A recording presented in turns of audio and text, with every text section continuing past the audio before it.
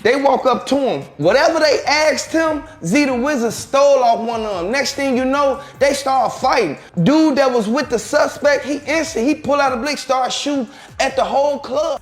Wiz one of the ones, you know what I'm saying? He didn't get to talk. My nigga Wiz one of the ones. Z Wizard, one of the ones. Versatile. It's really love between these crews. We're really trying to do something new and positive with this new generation. Something just surfaced that made the timeline freeze mid-scroll.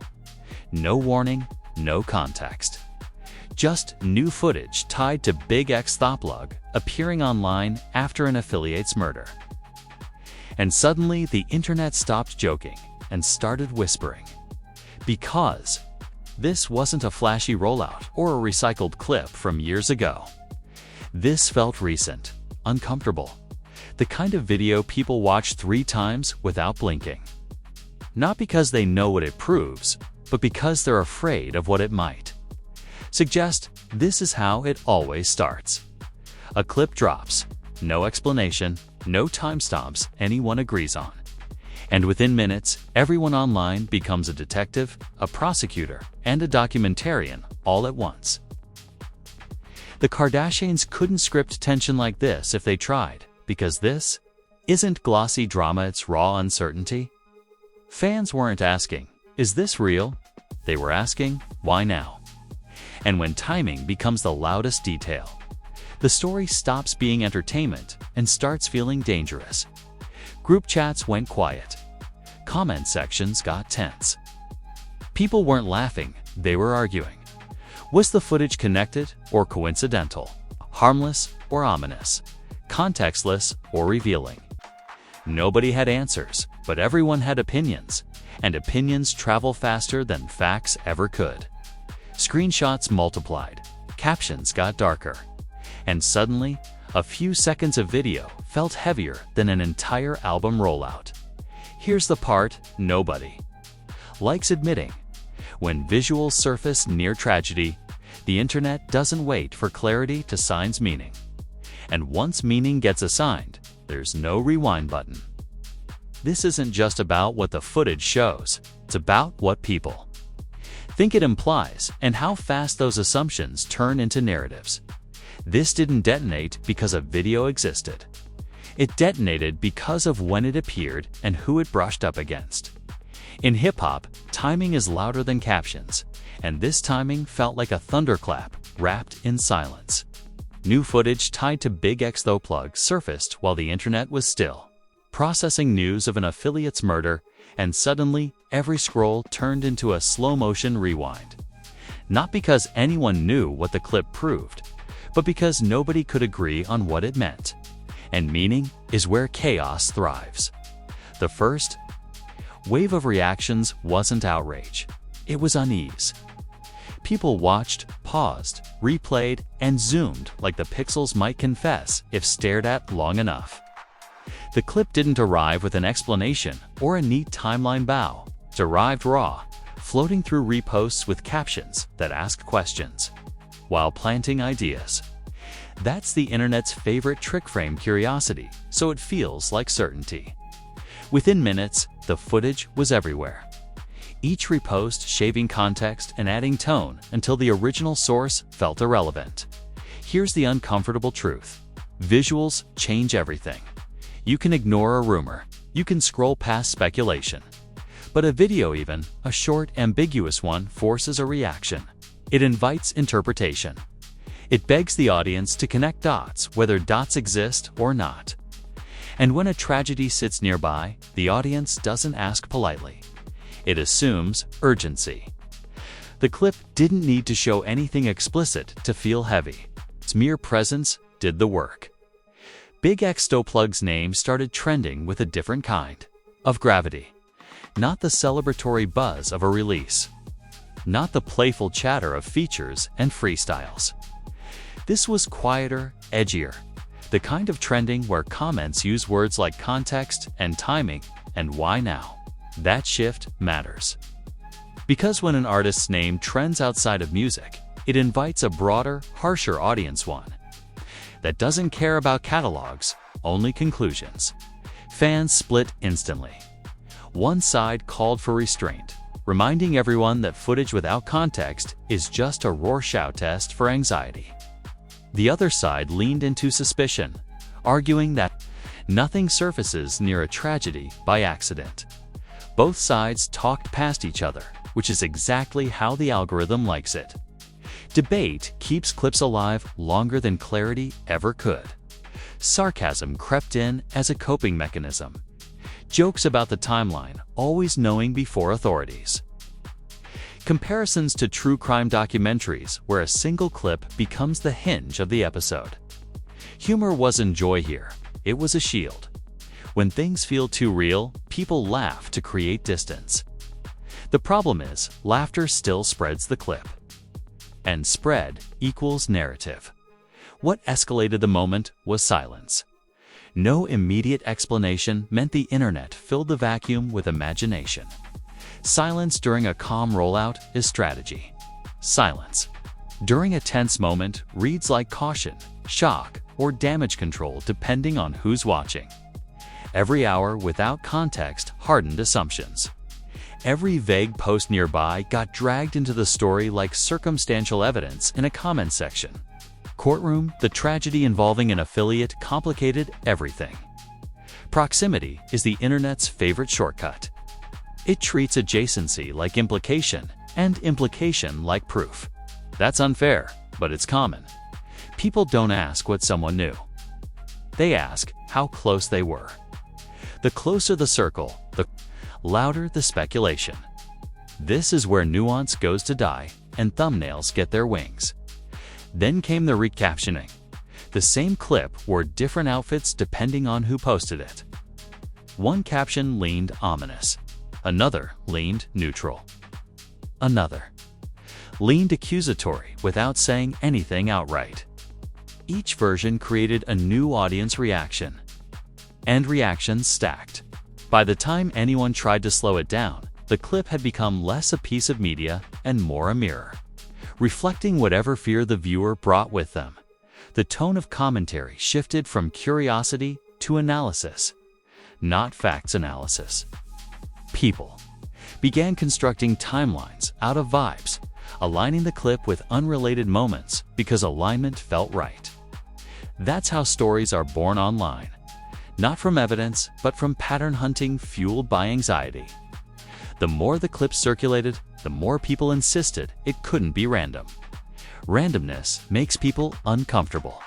Intention feels safer, even when it's imagined. BigXThaPlug's broader narrative got pulled into the undertow. Discussions about street credibility, association, and the expectations placed on artists with certain aesthetics resurfaced fast. Old debates rehydrated like instant noodles, quick, hot, and lacking nutrition. Critics argued that proximity to violence is part of the image and therefore fair game. Defenders pushed back, saying imagery isn't culpability. Both sides claimed moral high ground, and neither side paused the spread. What made this phase especially volatile was how quickly non-fans entered the conversation. When tragedy intersects with visuals, the audience expands. Casual observers jump in with colder takes and fewer guardrails. They don't know the history, and they don't care to learn it. They arrive to judge, not to understand. And once that audience arrives, the story hardens. The media didn't rush in with clarity either. Early coverage mirrored the ambiguity. Repeating phrases like footage surfaces and circulates online without anchoring meaning. That restraint was responsible, but it didn't calm the crowd. It validated uncertainty. Uncertainty keeps people glued. People hate not knowing. But they love watching not knowing unfold. This is the stage where narratives start to fossilize. Not because they're true, but because they're repeated.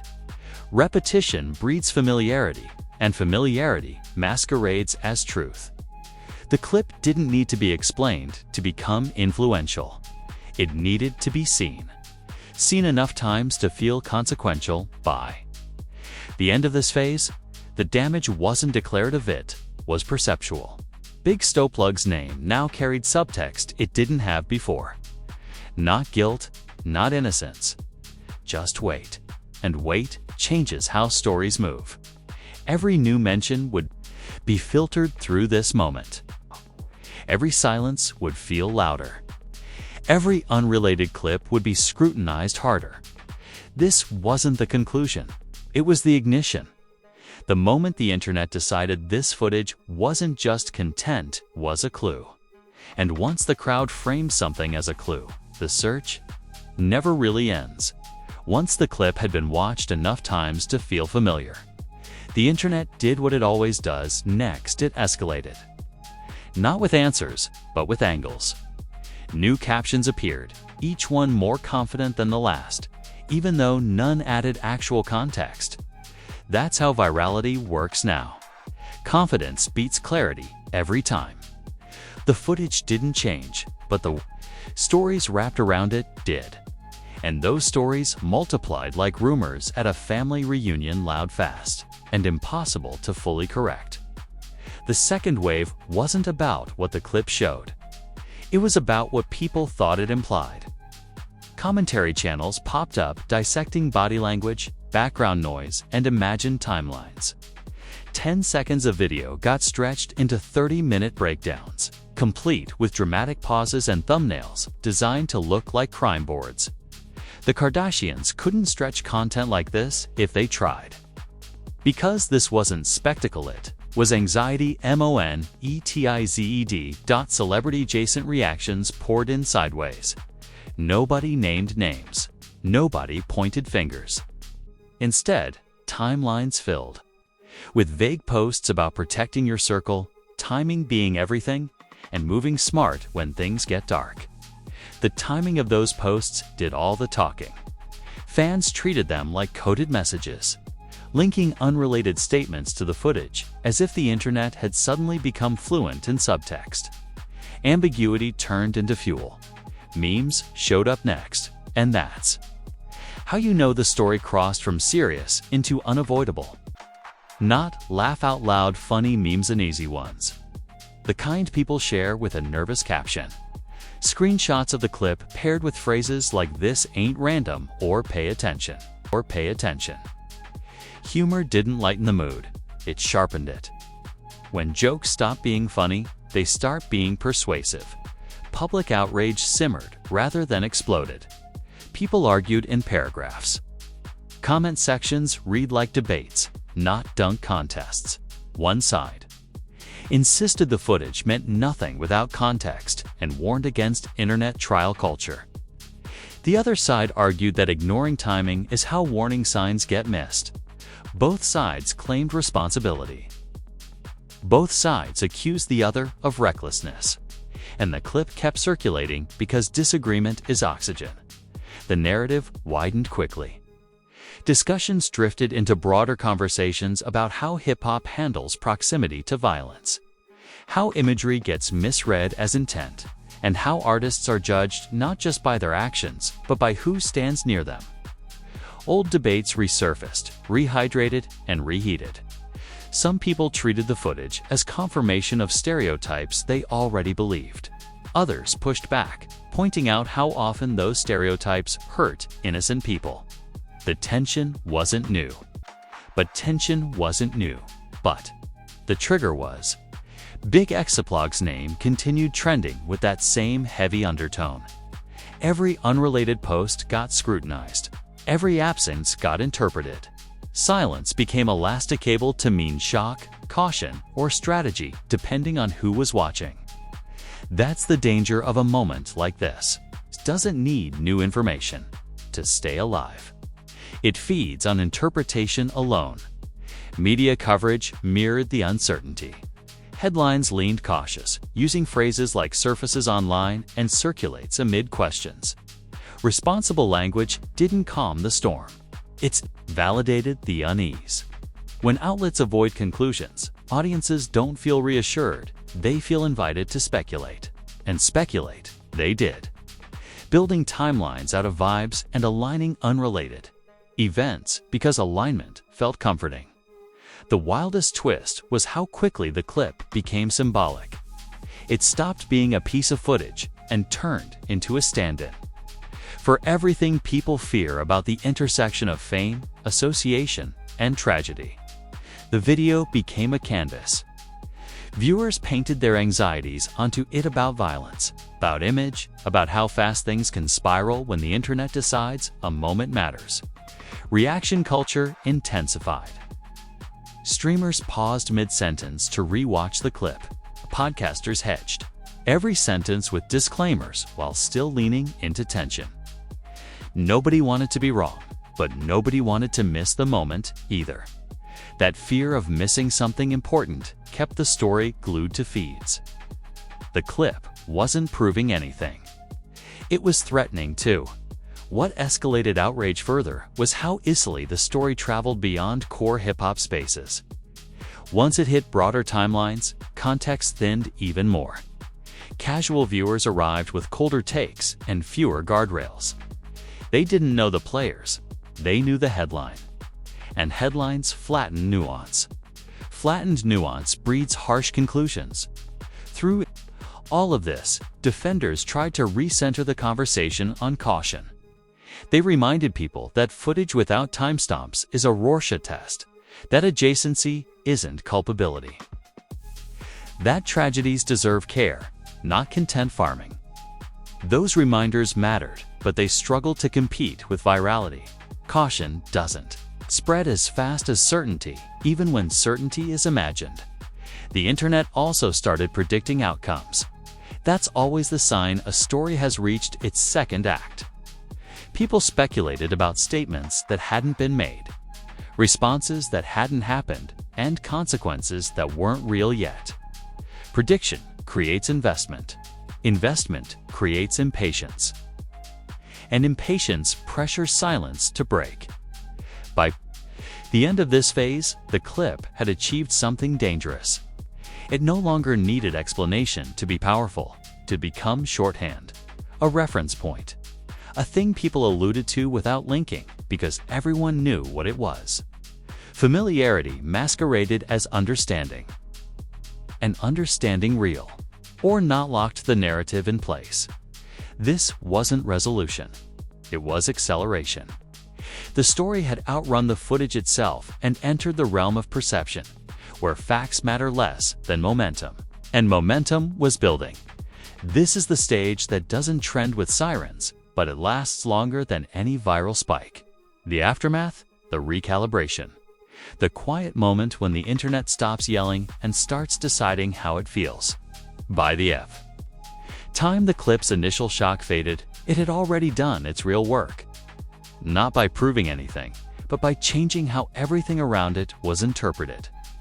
BigXThaPlug didn't wake up to a verdict. He woke up to a lens. And once a lens is installed, nothing looks the same through it. The conversation didn't disappear. It matured.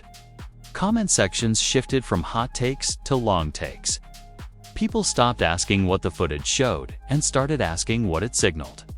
That's the danger zone, where perception replaces information and speculation becomes social. Currency. The clip didn't need new views to remain powerful. It had become a reference point, a shorthand.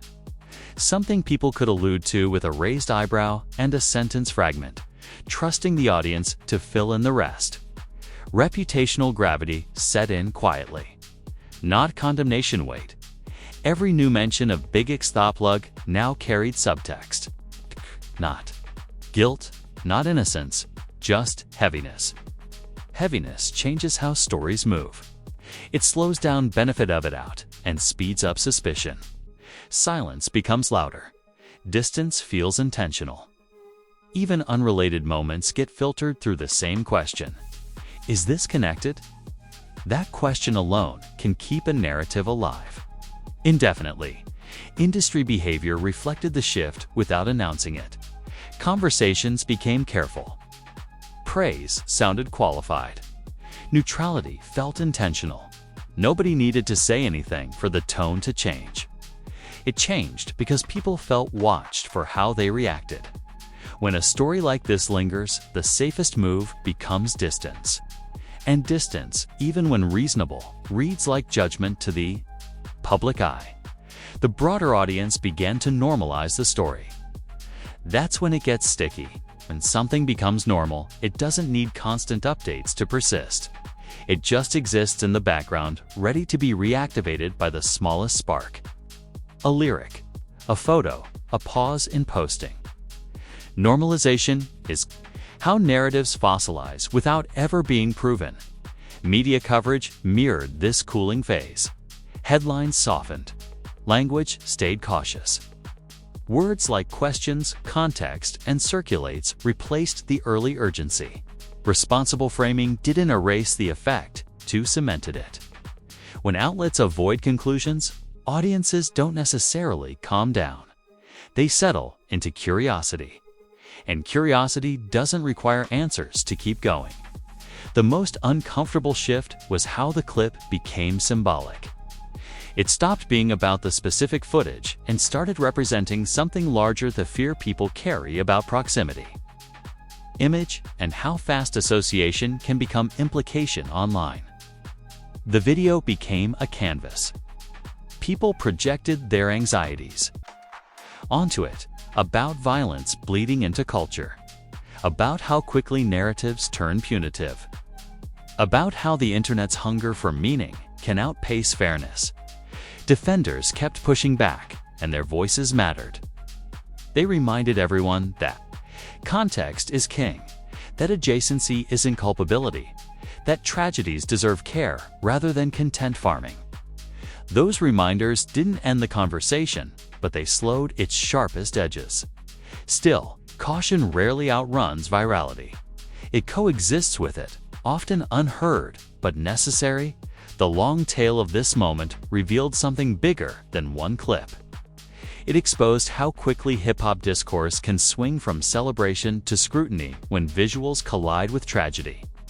It showed how the internet confuses presence with participation, symbolism with substance. And it highlighted how artists don't just manage their work anymore, they manage perception in real time against forces that don't wait for clarity. For BigXThaPlug, the immediate future wasn't defined by statements or silence alone. It was defined by watchfulness. Every move examined, every absence interpreted, every step forward measured against an expectation that wasn't written down but was widely felt. That's the cost of a moment like this. Not a single headline, but a prolonged state of attention. The audience's role changed too. People who once consumed music casually began consuming context aggressively. Fans became analysts. Observers became judges. The culture didn't decide. What happened? It decided to keep deciding. And perpetual judgment is exhausting, but it's also addictive. It keeps feeds refreshed and debates alive. What's striking is how little needs to happen next for this to matter. No new footage, no dramatic statements. The lens is already in place. The next unrelated headline will be read differently because of it. The next silence will feel louder. The next appearance will be scanned for meaning. This is how narratives persist, not through proof, but through preparedness. People are now prepared to see significance where they might not have before. This moment also forced a wider reflection about how quickly the internet assigns roles in the aftermath of violence, about how imagery gets overinterpreted when fear is already present, about how the rush to connect dots can eclipse the humanity at the center of a tragedy. Those reflections don't trend, but they ripple. They shape future reactions, even if subtly. The chapter doesn't close with certainty. It closes with vigilance, with a culture that's watching more closely, asking harder questions, and moving slower to assume innocence or guilt. That vigilance can be protective or punitive, depending on how it's wielded. The difference lies in whether curiosity seeks understanding or confirmation. In the end, the footage didn't speak. The internet did. And the internet spoke in layers: fear, sarcasm, caution, certainty, doubt, all at once. That chorus doesn't resolve neatly. It fades, then resurfaces when the next cue appears. This wasn't a verdict. It was a reminder that visuals carry weight beyond their frames, that timing can turn seconds into symbols, and that once a story crosses into the realm of implication, it doesn't need facts to survive, it needs attention. And now it's on you, because stories like this don't get settled by headlines. They get shaped by how people react. Did this footage actually mean something? Or did the internet do what it does best and turn timing into a narrative? Was this a coincidence wrapped in bad optics? Or a moment that deserves deeper questions? Drop your unfiltered take in the comments. Because silence is exactly how speculation grows legs and starts running on its own. While you're here, smash that like button like it owes you money and keeps dodging the conversation. Subscribe, like viral moments. Don't wait for context. Because on The Rap Truth, we don't just repost clips. We break down the reactions, the narratives, and the psychology behind why the internet moves the way it does. Turn on notifications so you don't miss the next situation where visuals drop. The timeline panics, and everybody suddenly becomes an expert overnight. Remember, scandals don't always come with proof. Sometimes they come with timing, screenshots, and just enough ambiguity to keep people arguing for weeks. That's when the real damage happens, not in what's shown, but in what's assumed. And assumptions travel faster than facts ever. Could so stay locked in? Stay skeptical. And don't let viral panic replace critical thinking. Because once the internet decides a clip is important, it rarely waits to understand why. This is The Rap Truth, where hype gets questioned. Narratives get unpacked, and the truth usually shows up after the timeline has already made up its mind.